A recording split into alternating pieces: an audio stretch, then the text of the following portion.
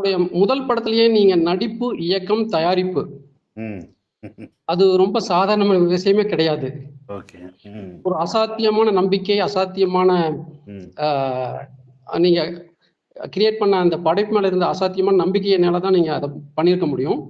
ஒருவேள அது தோல்வி அடைஞ்சிருந்தா உங்களோட சினிமா வாழ்க்கையே அஸ்தமனமாயிருக்கும். ம். ம். ஸோ அது எப்படி நீங்க எந்த நம்பிக்கையில நீங்க அத இந்த 3 வேலையும் நீங்க செஞ்சீங்க சார்? ஆக்சுவலா ஒரு வேளை தான் பண்ண வந்தேன். அதுதான் சார்ட்ட சொல்லிட்டு இருந்தேன்.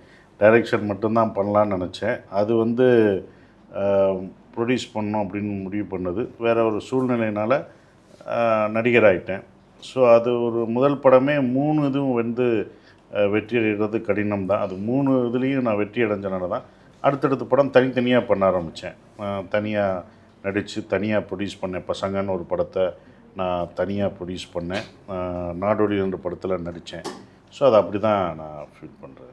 சார் உங்களோட குற்ற பரம்பரை வெப் ம். சீரிஸ் அண்ட் இது மூவியாவும் வருங்கிற நம்பிக்கை இருக்கு. ம். நீங்க இப்ப கண்டி மறுபடியும் படத்துல ஆக்டிங்ல பிஸி ஆயிட்டீங்க. அந்த படம் கண்டிப்பா உங்களுடைய படைப்பு வருங்கிற நம்பிக்கை இருக்கு. கண்டிப்பா அது வரும். அது கண்டிப்பா வரும். அதுக்கான வேலைகள் நடந்துட்டு இருக்கு. கண்டிப்பா அது வரும்.